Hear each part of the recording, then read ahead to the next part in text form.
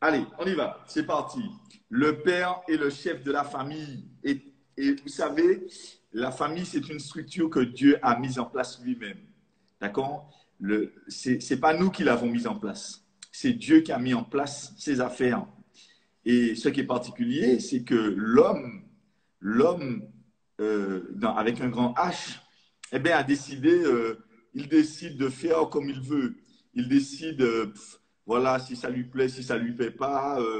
Il se dit, bon, on va changer ça, on va enlever ceci, on va enlever cela. Il a envie de faire les choses à sa sauce. Mais il faut bien comprendre que la famille n'est pas créée par nous. C'est la plus petite entité de la société. S'il n'y a pas de famille, s'il n'y a pas de famille, il n'y a pas de maison, il n'y a pas de structure. Parce que imaginez-vous que dans une construction, on enlève toutes les briques. Et puis on dit non, non, la maison va tenir comme ça, sans briques, elle va tenir comme ça. Donc la maison est construite avec des briques et du bitume. On dit non, non, non, on enlève toutes les briques. On veut enlever les briques. Donc, si toutes les familles, toutes les briques, les familles s'enlèvent, il n'y a plus de structure, il n'y a plus de société. Donc, il faut que l'homme arrive à comprendre que la famille est essentielle. C'est un ensemble de personnes qui vivent sous le même toit. Ce sont des gens qui sont apparentés. Le père, la mère, les enfants. Voilà. Donc, Dieu lui-même donne un schéma, oui, merci, donne un concept que les humains doivent respecter, que les humains doivent honorer. S'il n'y a plus de famille, il n'y a plus de société. Il faut bien comprendre ça. Ce sera l'anarchie. Et d'ailleurs, c'est même très dangereux pour nous de mettre à la tête de l'État quelqu'un qui n'est pas marié et qui n'a pas d'enfant. C'est très important de comprendre ça. Quand la personne n'est pas mariée, elle n'a pas d'enfant, elle n'a pas cette réalité en elle. Elle ne sait pas réaliser. C'est pourquoi le chef d'une nation doit être un chef de famille. S'il gère bien sa famille, il pourra gérer au moins la nation. S'il sait au moins gérer sa famille, il pourra gérer la nation. Mais quand tu mets des gens qui ne connaissent pas Dieu, la structure que Dieu a mise en place, comment Dieu a mis les choses en place, c'est normal que ça ne fonctionne pas. Eh oui, eh oui. Quand tu as quelqu'un qui n'a pas adopté d'enfant non plus, il ne sait pas ce que c'est que de s'occuper d'enfants. Il ne sait pas ce que c'est que de se lever, ce que c'est que se lever tous les matins pour donner à manger, à boire, pour donner le biberon, se lever la nuit. Et c'est pourquoi c'est merveilleux d'avoir un papa, une maman, des enfants, mais d'avoir un chef de foyer qui est à la tête de l'État. Oui, à la tête d'une structure, surtout une structure importante comme l'État. Donc, il faut que la tête soit pensante, il faut que la tête soit riche, que la personne soit riche d'esprit. Et on comprend pourquoi. On comprend pourquoi maintenant la société est en décadence. Je vous dis, on dit ce qu'on veut sur Sarkozy, on dit ce qu'on veut sur M. Sarkozy, mais c'était un choix de Dieu. Je vous le dis que M. Sarkozy, le Seigneur voulait que lui et Fillon soient au pouvoir à l'heure où je vous parle maintenant. Au moins du côté, quand Hollande était là, c'est vraiment quelqu'un que Dieu voulait. Pourquoi? Parce qu'il était peut-être le meilleur des moins bons. Mais au moins, il avait une famille, même s'il avait recomposé sa famille ou quoi au caisse. Mais c'est quelqu'un qui a des enfants. C'est quelqu'un qui a des enfants, des grands-enfants. Donc, il sait ce que c'est que d'éduquer des enfants. Mais quand tu as des gens qui sont tout seuls à la tête du pouvoir, qui ne sont pas mariés, qui sont mariés par là, mais qui trompent par là, qui font par là, c'est la catastrophe. C'est la catastrophe. Et c'est pourquoi même moi, je préconise qu'un chef d'église soit un chef de famille. Ah oui. Et c'est pourquoi c'est même très dangereux d'avoir, par exemple, les prêtres. On leur interdit la famille, d'avoir des enfants, d'avoir une femme. Ils souffrent déjà dans leur chair parce qu'il faut avoir ce don-là. Il faut avoir le don de célibat. Il faut pouvoir avoir ce don-là parce que sinon, si tu n'as pas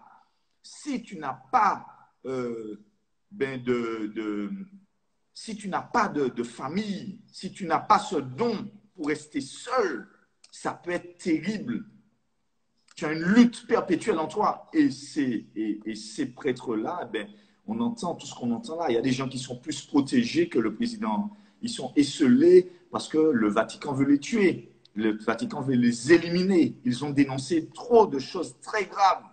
Ça décompose carrément la structure du Vatican. Donc c'est à nous de comprendre ça, que Dieu a créé une structure. Et je le dis parce que je sais que malgré la société veut faire en sorte que les femmes soient seules, que les hommes soient tout seuls, qu'on vive paxé, ce n'est pas de Dieu ça. Dieu veut que son peuple soit bien instruit pour pouvoir rentrer dans la structure et que la société soit solide. Mais quand on prône quand on prône toutes sortes de lois pour déstructurer la société, c'est normal que le jugement de Dieu arrive. C'est normal. C'est totalement normal. D'ailleurs, on attire le jugement. On l'appelle le jugement. C'est comme si on fait exprès de gratter les yeux de Dieu. On gratte. Vous imaginez gratter les yeux. Vous avez une cochonnerie dans l'œil. Vous allez gratter, vous allez... Voilà. Donc, c'est important de comprendre ça. Donc, le père est le chef de la famille. C'est simple, c'est clair. On appelait les chefs de famille aux réunions. Pourquoi? Parce que c'est eux qui pouvaient dispenser ce qui est important. Exode 6, verset 15. Allons voir ça. Les fils de Siméon furent Yemuel, Haïm, Yakin, Soar, Saül, fils de la Cananéelle. Telles sont les familles de la tribu de Siméon. Donc, vous voyez, les pères de famille représentaient les tribus. Ils représentaient toute la famille. C'est-à-dire que si le papa est là, tout le monde est là. C'était un représentant. Donc, c'est très important de comprendre ça. La structure, comment Dieu a mis en place son projet, comment il a mis en place sa structure. On ne peut pas déroger à ça. Le père doit jouer son rôle. Il doit être reconnu comme chef du foyer. Donc, c'est au père aussi de montrer qu'il est un bon chef, quelqu'un qui pourvoit, quelqu'un qui assiste. Alors maintenant, il faudrait qu'on démarre dans le rôle de l'homme. Ensuite, le rôle de la femme, ça, c'est des études que j'ai déjà faites, que j'ai déjà refaites. Je vous avoue que j'aime m'enseigner beaucoup ça, mais je n'ai pas trop envie de refaire maintenant. Non. Alors, il faut comprendre ça, que le rôle de l'homme, il doit connaître son rôle. Quand il connaît son rôle, alors chacun rentre dans son rôle. Tu ne peux pas, en tant que femme, avoir le rôle d'un homme. Il y aura un problème dans la structure. C'est comme si tu regardes un moteur de voiture et puis tu dis, ah, je pense qu'on va enlever le piston droit. Ça ne sert à rien. Il y a 4 pistons. Tu dis, non, non, j'enlève le piston droit. Je te dis que ta voiture, elle va bugger. Elle va démarrer bien et puis après, dans les côtes. Parce qu'il y a une déstructure dans la famille. La famille est un moteur. Chaque piston, chaque pièce, chaque tige, chaque tête de piston, chaque élément est important. C'est comme si tu as un robot. Tu as un robot pour faire la cuisine. Les femmes qui achètent des thermomixeurs, là, des thermomix, je ne sais pas quoi. Et puis tu dis non, la tête du mixeur ne sert à rien. Bon, ça ne sert à rien. Eh bien, je te garantis que quand tu vas mélanger tout dans le mixeur, tout va voler partout. Ça, c'est clair et net. Donc, chacun est à sa place. La tête, l'homme, c'est le chef de foyer. Et il faut comprendre ce que ça veut dire. Allons voir dans un autre verset. Éphésiens 5, versets 23 et 24. Éphésiens 5, Galates, Éphésiens 5, 23 et 24. Si tu n'as pas de Bible, mets-toi à côté d'un chrétien. C'est important que tu sois assis à côté d'un chrétien qui a une Bible. Il faut avoir sa Bible et son petit cahier. Moi aussi, j'ai mon petit cahier. Enfin, mon beau cahier. J'ai un cahier, ça me permet, il faut être studieux. Je fais une autre parenthèse, mais bien aimé, il faut que je vous dise quelque chose. Parce que souvent, on se dit, on se dit, pourquoi je prends des notes? Pourquoi j'écris? Alors, je fais cette parenthèse-là parce que souvent les gens ne se connaissent pas eux-mêmes. Il faut que tu saches que Dieu t'a créé émotionnel, mais aussi rationnel. Émotionnel, les sentiments, rationnel, la pensée. Émotionnel, pour les émotions, je ressens, je m'attache. Et puis rationnel, qui me permet d'avoir un guide.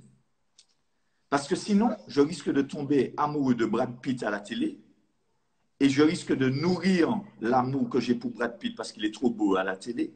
Mais ma raison me dit, mais tu ne peux pas tomber amoureux de Brad Pitt ou d'Angelina Jolie ou bien de je ne sais pas qui parce que tu ne les connais pas, ils ne te connaissent même pas. Ils sont à la télé, quoi. Vas-y, réveille-toi.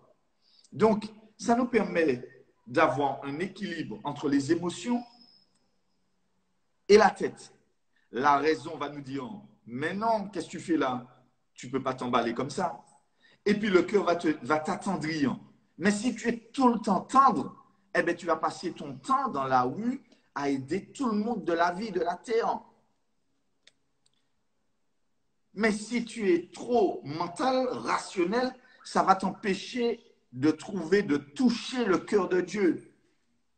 Eh oui, ça va t'empêcher de tomber amoureux, ça va t'empêcher, si tu es trop rationnel, tu ne pourras pas t'attacher à quelqu'un. Donc, tu es obligé d'avoir les deux. Tu es obligé d'avoir les deux. C'est ce qui te permet d'avoir l'équilibre. Donc, ton cœur s'attache, mais ta tête te dit, te donne la raison. Donc, on écrit. Pourquoi on écrit? Pourquoi on prend l'écriture? Pourquoi Dieu écrit?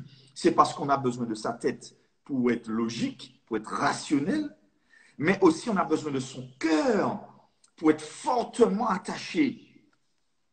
D'ailleurs, il y a un homme qui avait dit ça, l'amour a ses raisons que la raison ne... Enfin bref, le cœur a des raisons que la raison. Voilà, parce que le cœur, lui, il s'emballe, il est emballé.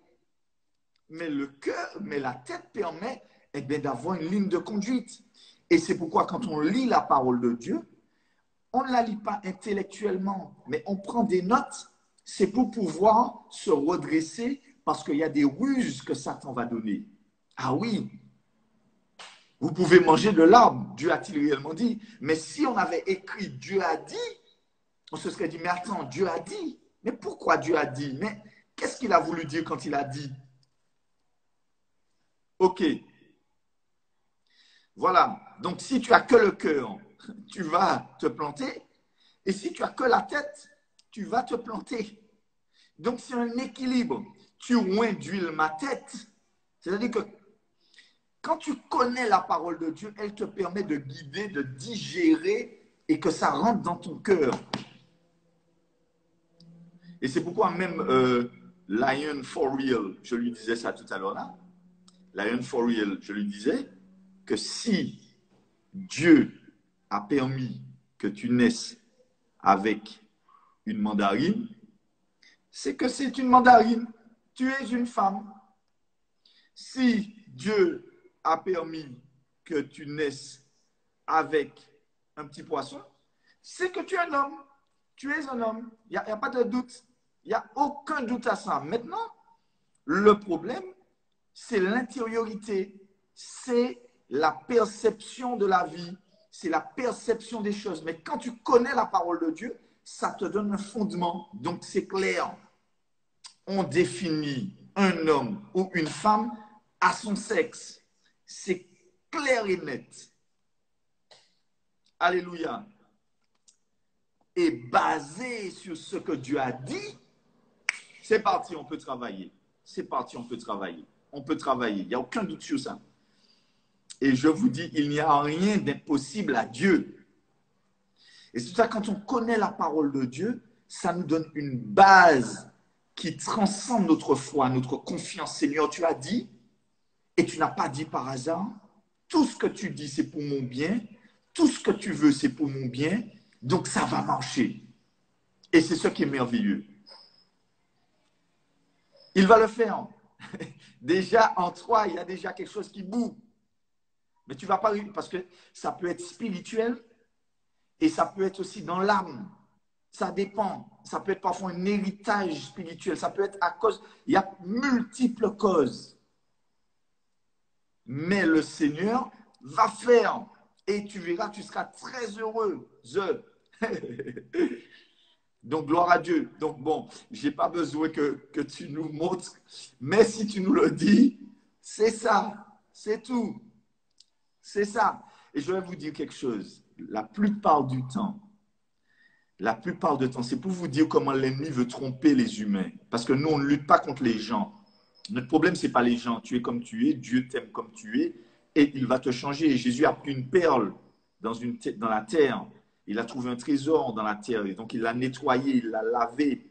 Mais quand on vous me dit, si on vous met un billet de 500 € dans une brousse de vache, par exemple,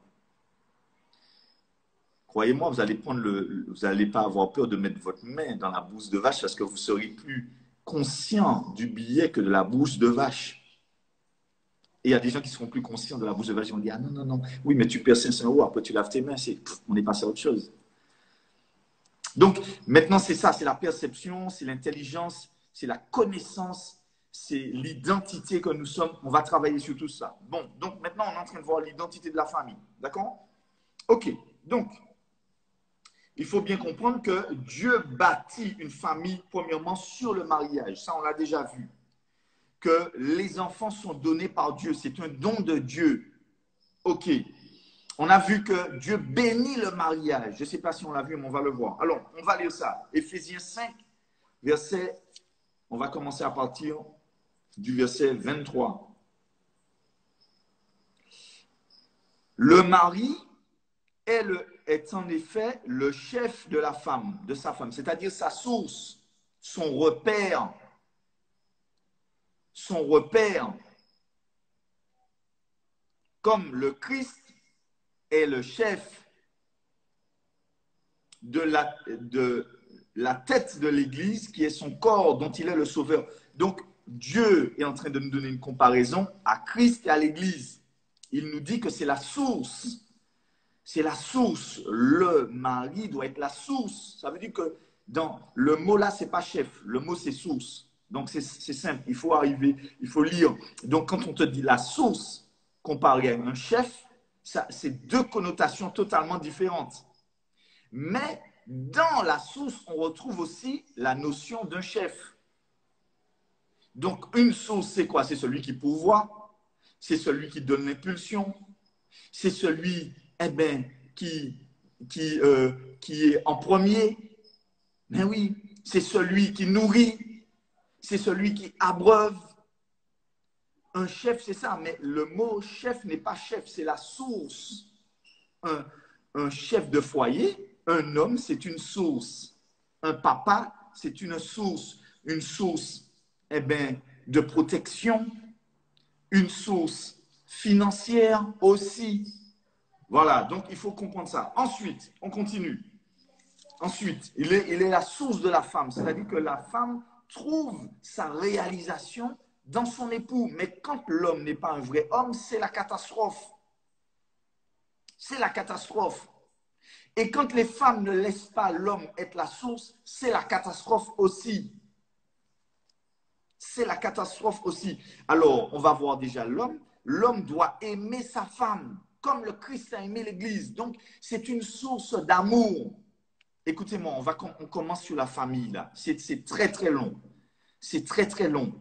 Mais je vous dis, quand vous arrivez à structurer votre famille selon ce que Dieu demande, quand vous arrivez à accepter, quand vous arrivez à enlever les fausses briques qui sont dans les têtes, les fausses perceptions. Il y a des femmes qui se disent, les hommes, ce sont des chiens, les hommes sont méchants, les hommes sont mauvais, les hommes sont ceci. Dès que tu te mets ça en tête, tu es déjà contraire au royaume de Dieu. Quand tu dis à Dieu, le mari que tu m'as donné, que j'ai aimé, que j'ai chéri, que j'ai fait des enfants, non, il n'est pas bon, il est mauvais, il est ceci, il est cela, tu déstructures déjà toute la structure que Dieu met en place. Je ne sais pas si on arrive à comprendre ça. Si tu es avec la personne et tu te dis non, ce n'est pas lui, finalement, est-ce que c'est lui? Finalement, est-ce que ce n'est pas lui?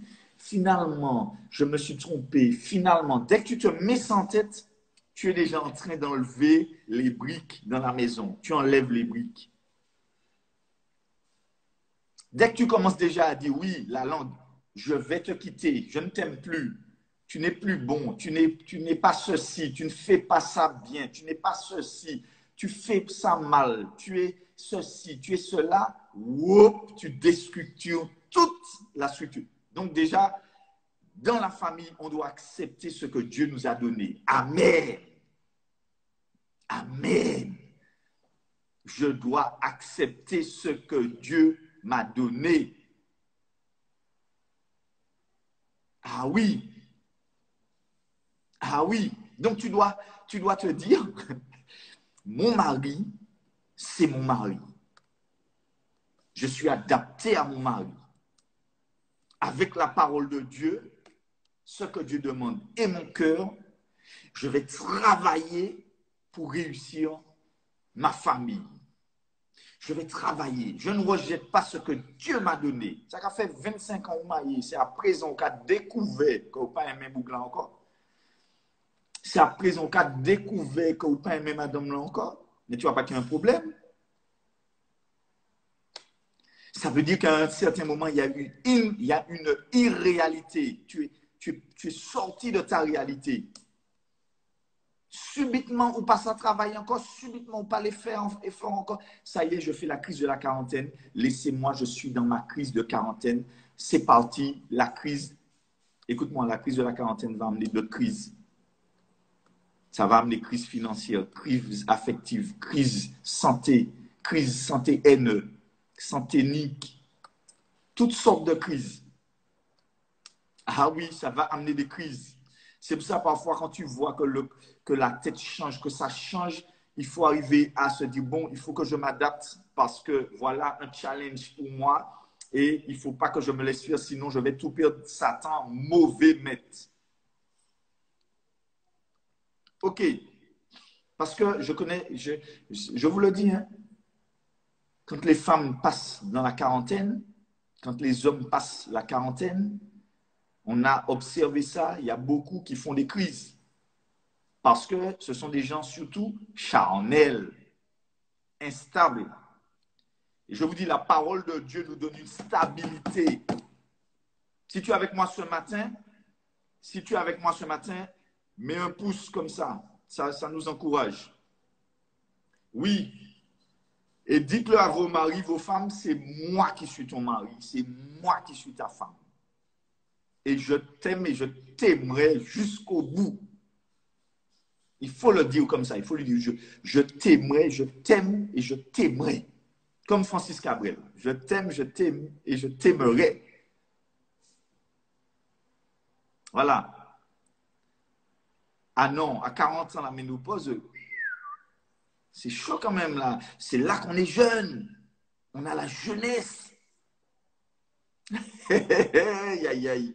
Jésus, aide-nous. OK. Donc, le rôle de l'homme dans la famille, c'est premièrement d'instruire sa famille dans la vérité. Ça, on l'a déjà vu. Il doit superviser l'éducation des enfants.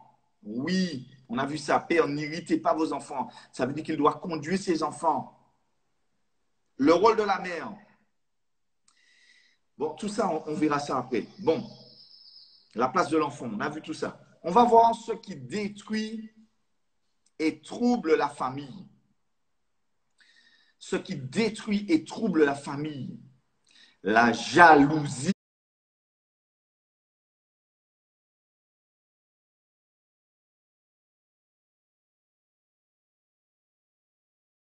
La jalousie et la haine. Donc, Dieu a créé la famille. Il a mis l'homme comme tête, la femme comme second de la famille. C'est-à-dire que s'il arrive quelque chose au papa, la maman est là. Voilà.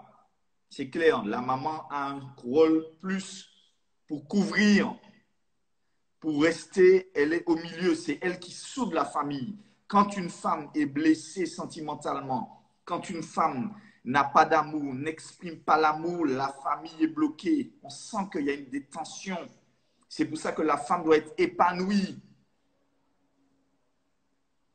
C'est pour ça que la femme doit être épanouie. La femme doit être heureuse, elle doit pouvoir discuter dans sa maison, sourire, jouer avec ses enfants, aimer, caresser.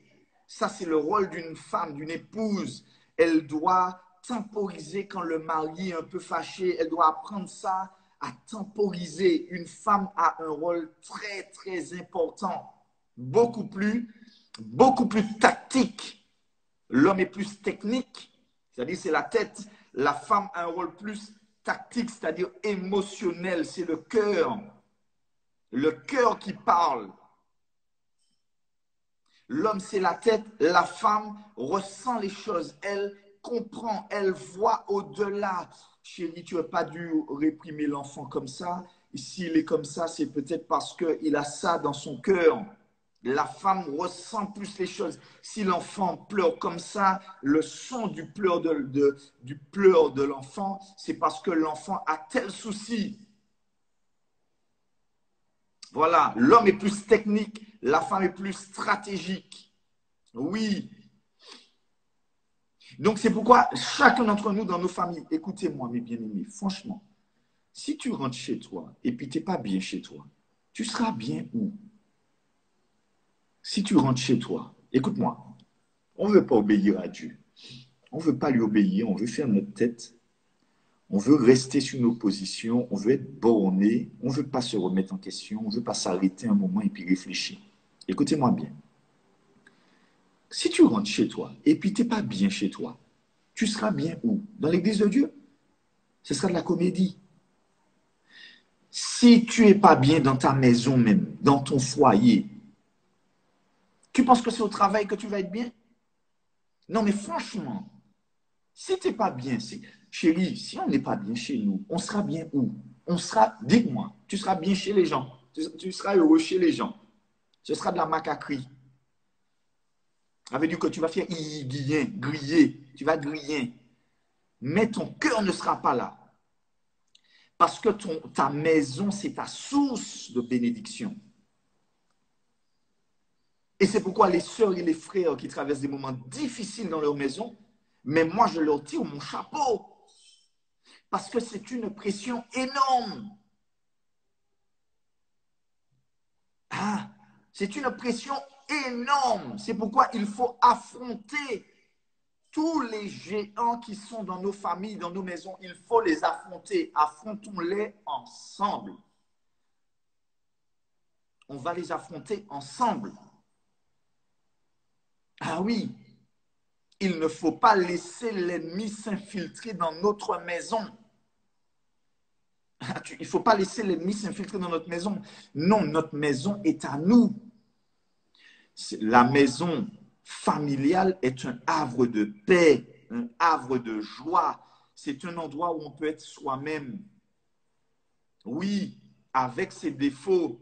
C'est l'endroit où on se connaît au maximum. Je connais les défauts. Et c'est pourquoi ceux qui sont dans la famille, dans la maison, restent dans la maison. Le linge sale se lave en famille. Les gens n'ont pas besoin de savoir tout ce qui se passe dehors.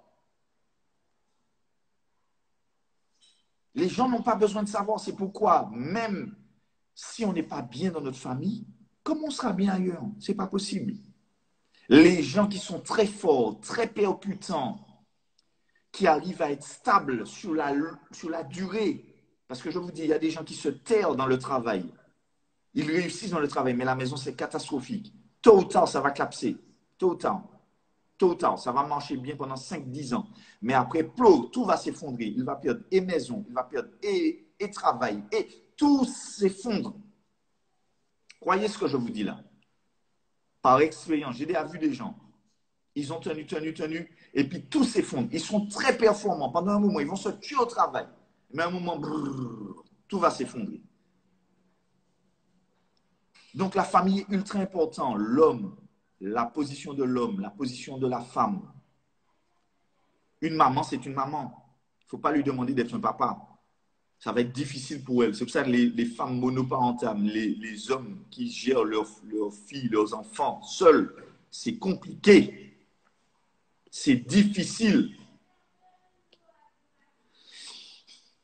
Ok, donc le rôle. Et ensuite, les enfants ont un rôle tertiaire. L'homme et la femme en premier. Oui, ensuite viennent les enfants. C'est normal. Un enfant ne doit pas dormir dans le même lit que ses parents tout le temps. Va dormir dans ton lit. Chacun a son lit. C'est comme ça. C'est comme ça. Chacun a son lit. Oui, mais je dors avec ma maman depuis toujours. Quoi? Tu vas déformer tes enfants. Tu vas déformer ton fils. Tu vas déformer ta fille. Ah oui, mais je me couche avec lui. C'est pour faire bien. C'est parce que... Hein? Non, tu veux assouvir une solitude personnelle. Tu veux assouvir une solitude personnelle. Mais quand tu fais ça, tu détruis ton enfant. Il y a des sœurs qui me, il y a des frères et des sœurs qui me disent ça, mon enfant dort à côté de moi parce que je veux pas le laisser seul je veux pas le laisser seul, mais il faut qu'il se forge sa propre identité. Il faut qu'il se forge sa propre identité. L'enfant doit savoir que ses parents ont leur lit et lui, il a son lit. Il doit grandir dans son berceau. Tôt, le plus tôt possible, l'enfant doit être dans son berceau. Ensuite, quand il grandit, il a son lit. Il dort dans son lit. Il se construit lui-même aussi tout seul. Oui, mais quand tu dors tout le temps avec ton fils ou ta fille, tu ne lui fais pas du bien. L'enfant sera assisté. L'enfant ne va pas pouvoir se construire, affronter ses propres peurs. Ah, il y a un problème. Il y a un problème là. Mais ben oui, si tes enfants dorment avec toi, il y a un souci. Je vous dis ça, ce n'est pas pour vous commander. Je vous dis selon la logique de la parole de Dieu. Et d'ailleurs, vous verrez bien, les assistantes sociales demandent à ce que les enfants aient leur lit. Eh bien oui, parce qu'un enfant a droit à son intimité. C'est comme ça que l'enfant se construit. Et vous voyez, maintenant, on veut déstructurer la société des lois qui étaient basées sur la parole de Dieu. Ah, mais oui. Mais après, il ne faut pas t'étonner que tes enfants te donnent une gifle ou qu'ils te frappent. On a entendu au fait divers qu'un enfant a failli étrangler sa maman parce qu'il en avait marre du confinement. Vous imaginez la famille? La famille est déstructurée comme ça. C'est pourquoi même si ça leur fait bizarre pendant 2 semaines, mais il faut rééduquer la structure familiale. Chacun a sa place. Si on veut que ça dure, si on veut que ça tienne, chacun a sa place. Et oui, s'ils sont malades, on peut les fortifier. S'ils ne sont pas bien, on peut les fortifier. Mais surtout les hommes et les femmes qui font des cancans, et puis à partir basé sur un cancan, ils vont dormir avec leur enfant. Non, non, non. C'est pas comme ça que ça se passe là. Non, non, non. On assume. On est adapté à la situation. J'assume. Je fais un cancan, mais j'assume ce que je fais. Je vais affronter les causes de cancan, les enlever pour restructurer ma famille. Eh bien oui. Eh bien oui. Chacun. Et si on n'a pas les moyens, parce que ça arrive, ne pas avoir les moyens d'avoir chacun son lit, ça arrive. Ça peut arriver. Ça peut arriver. Il faut faire tout pour mettre en place la famille. Parce qu'après, Dieu ne peut pas bénir. Vous allez voir, l'enfant va grandir. Il y a un enfant qui avait étranglé sa maman. Donc, à battre maman yo, battre papa yo. Alors, si le papa meurt ou la maman meurt, alors subitement toute la famille. Non, il faut qu'il y ait des bases de la famille qui aient déjà été intégrées dans l'enfant. Ah oui. Ah oui. OK. Donc, c'est important que les enfants soient à leur place. C'est important que les enfants se sentent aimés, chéris.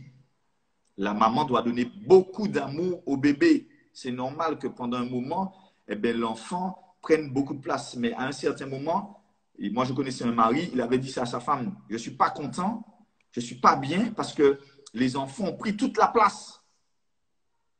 Et il arrivait, il faisait même des cancans avec les enfants. Il disait aux enfants, vous avez pris ma place, laissez-moi ma place. C'était une façon qu'il avait pris pour dire qu'il y a un mal-être, il y a un malaise, il y a une déstructuration dans la famille. déstructuration. Je ne sais pas si ça se dit. La famille est déstructurée. OK. Donc, OK. Oui, oui, oui. Il faut se mettre sérieusement à ça. Chacun à sa place. Comme ça, l'enfant, surtout quand on est monoparental, je vous dis, ce n'est pas vos copains que vous êtes en train d'éduquer là. Il faut être dur avec les enfants, surtout quand ils sont petits. Ah oui, oui, oui. Oh, non, non, non, non, non. Même si l'enfant pleure un peu, mais au moins il apprend dès petit. On respecte. On ne toise pas. On ne soupire pas. Moi, quand je dis un bagage, on soupirer, souffle, on souffler. Comment ça, on souffler? Même moi, avec mes élèves, souffler, on va voir le directeur tout de suite, dès le début. C'est comme ça que ça se passe quand vous avez une classe. Moi, je me rappelle, je vous donne une classe d'école, c'est une famille. Eh bien oui, le professeur, c'est le papa ou la maman. C'est comme ça. Dès que les élèves rentraient en classe, les 2 premières semaines, le premier mois, il ne fallait pas qu'un bic tombe à terre. Si un bic tombait, il fallait exagérer en tant que professeur. Pourquoi? C'était pour donner... Je n'ai pas vu ta question. Ça défile beaucoup, ma soeur. Il faut reposer ta question. Je n'ai pas vu ta question. C'est pour donner une discipline à la classe. Eh bien, c'est pareil. Les enfants, c'est dès petits. Dès que l'enfant rentre dans le monde, il faut qu'il se dise: ah, maman, je ne vais pas faire n'importe quoi avec maman, je ne vais pas faire n'importe quoi avec papa. Voilà, comme ça, chacun a sa place. Oui, parce que je vous dis, vous ne pouvez pas tout le temps être sur le dos des enfants. Donc déjà, s'ils ont une bonne base, c'est déjà bien. Dire bonjour, dire merci. Quand on sort de l'école, on fait un bisou. Bonsoir maman, bonsoir papa. Oui, ça montre. J'ai pas dormi avec toi. Bonjour maman, bonjour. Oui, j'ai pas dormi avec toi. C'est comme ça. Chacun se dit bonjour. C'est le respect. Oui, il n'y a pas de problème si tu veux prier ce soir, ma soeur. Oui, gloire à Dieu. OK, on continue. Bon, alors on va aborder dans ce qui détruit les familles, ce qui trouble et détruit la famille. Genèse 4, versets 3 à 8. Genèse 4, par exemple, 4, premièrement, Genèse 4, 3 à 8. Genèse 4, 3 à 8.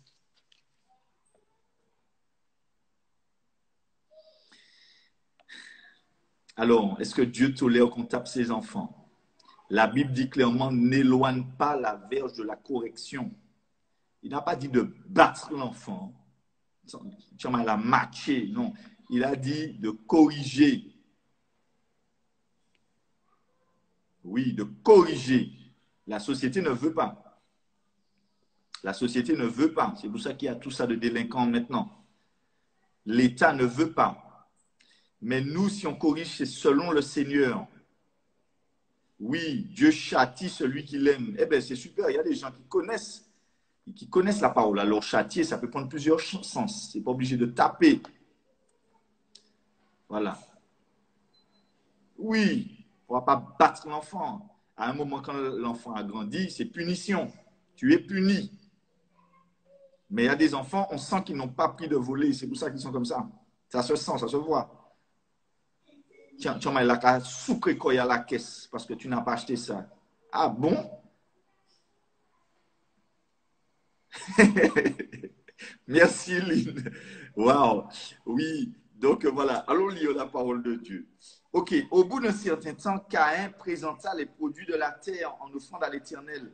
Abel, de son côté, présenta les premiers-nés de son troupeau. Il en offrit les meilleurs morceaux. L'Éternel porta un regard favorable sur Abel et sur son offrande, mais pas sur Caïn et son offrande. Caïn se mit dans une grande colère et son visage s'assombrit. Écoute-moi bien, là c'est fou là. Dieu c'est le papa, c'est l'Éternel. Caïn, ce sont les 2 enfants. Abel offre à Dieu un sacrifice selon ce que Dieu demande, avec un cœur disposé. Avec un cœur disposé, selon ce que Dieu demande. Caïn vient, il fait une offrande des choses de la terre, alors que le sol est maudit. Il offre quelque chose qui n'est pas vivant. Il n'offre pas d'être vivant. Il offre pas quelque chose qui a du sang. Donc, du coup, Dieu n'approuve pas. Mais qu'est-ce que Dieu lui dit après? Mais Caïn, mais qu'est-ce qui t'arrive? Si tu agis bien, parfois on est jaloux des autres. Il y a un enfant qui fait tout ce que les parents demandent. C'est un exemple que je donne parce qu'il y a des gens qui n'arrivent pas à reconnaître le bien que leurs enfants leur font. Ça, c'est un autre sujet. Non, mais je vous dis, tu n'obéis pas aux parents. Tu ne fais pas le minimum qu'ils demandent. Tu n'es pas gentil avec eux. Tu n'es pas doux.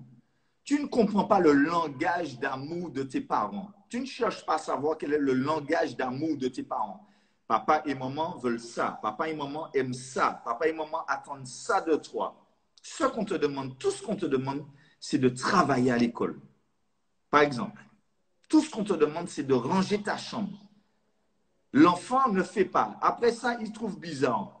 Écoutez-moi, les gens qui suivent Dieu avec tout leur cœur, ces gens-là sont bénis. Après, toi qui n'es pas béni, enfin, tu es déjà béni, parce que tout le monde est béni. Ben oui, quand on va pouvoir ouvrir nos yeux et savoir que tout le monde est béni, mais tu vois que tu n'as pas ce que l'offrande n'est pas agréée. Tu trouves la vie drôle. Mais fais ce qui est bien. Fais ce qu'on te demande de faire. Après ça, tu es jaloux, celui-là est jaloux, la haine rentre. Parce que la jalousie, c'est la première clé à la haine. La jalousie amène la haine. Et la haine amène le meurtre. Et oui. Et c'est comme ça que tu vois des gens évoluer dans la famille. Jalousie. Ensuite, raï, ou raï, alors que c'est propre frère, propre sang. Et après ça, il y a des envies de meurtre. Je vais prendre un coup là, je vais découper. Mais attends, on est où là? On est dans une jungle ou quoi? On est dans une jungle. On est où? Mais on est où là? Donc la première source de conflit qui trouble et détruit la famille, c'est la jalousie et la haine. Oui, la haine. C'est pour ça que dès que vous voyez dans votre cœur que la jalousie commence à naître, il faut l'éteindre tout de suite. Tout de suite. Dès que tu vois qu'un sentiment de jalousie, c'est-à-dire quoi? C'est quoi la jalousie? C'est quoi la jalousie? Parce que ça, c'est encore une autre thème. Il faudrait qu'on explique ça. C'est quoi la jalousie? La jalousie, c'est que tu trouves injuste que l'autre ait quelque chose que toi, tu penses que tu mérites, que tu devrais avoir. C'est ça, la jalousie. En gros, la jalousie, c'est ça. C'est-à-dire que tu vois l'autre avoir quelque chose et toi, tu te dis, c'est injuste qu'elle ait ça, c'est moi qui devrais avoir ça. Écoutez-moi, on a ce qu'on mérite. On n'a pas besoin d'être jaloux. Si on fait ce qu'il faut, si on est conscient de qui on est, si on est conscient du potentiel de ce qui est en nous, on n'aura pas besoin d'envier les autres et d'être jaloux d'eux. C'est pour ça que ce matin, nous bannissons toute forme de jalousie au nom de Jésus. Parce que c'est la naissance des conflits. C'est la naissance de la haine et c'est la naissance du meurtre. On ne se parle plus dans les familles parce que moi, jaloux, t'as là. Mais comme tu ne peux pas dire que c'est parce que tu es jaloux, parce que c'est honteux d'être jaloux, tu vas dire, trouver toutes sortes d'excuses parce que tu n'aimes pas ça, ça, ça, ça, ça et ça, ça, ça. Aïe, aïe, aïe, aïe, aïe, aïe, aïe, aïe, aïe, aïe, aïe, ça pique là, ça pique. Tu es jaloux, mais comme tu ne veux pas dire que c'est la jalousie que tu vas inventer toutes sortes de trucs. Clic-clac. OK. Donc, maintenant, ce matin, nous chassons tout esprit de jalousie, tout démon qui se cache derrière la jalousie. Nous prenons autorité au nom puissant de Jésus dans les familles. Et souvent, les gens sont jaloux, mais de rien, de choses qui est dans leur tête. Tu as la même chose que la soeur, tu as la même chose que le frère, tu sais, la même maman, la même chose. La personne est jalouse de toi, tu ne sais même pas pourquoi elle est jalouse. Tout ça parce que tu as acheté une Mercedes, alors qu'en loto, c'est en loto, frère, en loto, c'est en loto. Et quand toi, tu as, il ne faut pas exciter la jalousie non plus. Ah ouais, moi j'ai ça. Ah, maman m'a donné ça. Maman, papa m'a donné ça. Ah là là. Ah, les parents m'aiment. Ça, c'est méchant.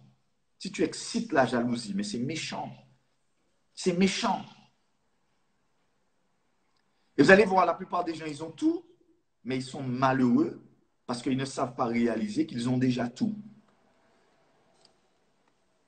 Et oui, parfois ça arrive, les parents, et on va voir tout ça. Les sources de conflit, la jalousie. Par exemple, Jacob, il aimait Joseph plus que les autres. Allons voir ça. Genèse. Genèse combien, Seigneur? C'est ce que j'aime avec les matins, c'est qu'on démarre on démarre comme ça et puis on est parti sur plein de choses là ce matin. C'est génial. Genèse 40, Genèse 30, 37, Genèse 37, on va voir. Genèse 37, il y a des histoires dans la Bible, dans la Torah, qui nous montrent comment gérer les conflits, comment prévenir les conflits. Et c'est pour ça que le matin, comme ça, on est vraiment guidé par l'esprit parce que on démarre sur un thème, après ça, on bifurque et c'est vraiment bien. Alléluia. Très bien. Comme ça instruit l'enfant. On te donne de bons conseils. Ok, gloire à Dieu. Ok, alors, à partir du verset 3, Jacob, Israël. Genèse 37, 3. Genèse 37, 3. Genèse 37, 3. Merci à tous ceux qui écrivent. C'est très bien. Comme ça, quand ça défile, les uns et les autres peuvent voir. Super. Je trouve ça merveilleux. Ça s'appelle un travail de famille, d'équipe.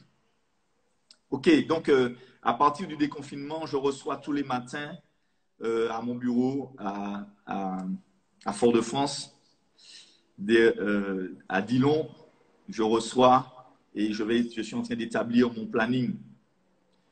Je suis en train d'établir mon planning. Voilà. On profite un peu d'Internet, on profite un peu du confinement pour prendre soin de la famille et puis aussi de s'organiser parce que quand on a un travail, là, il faudra garder les enfants, je suppose, parce qu'on ne sait pas s'il y a coro ou pas coro. On dit que le coro n'existe pas, on dit que ça existe, on dit que, bon, déjà, on voit que les gens sont morts. Il y a beaucoup de gens qui sont morts, mais on ne sait pas si c'est vraiment coro parce qu'il n'y a pas de test.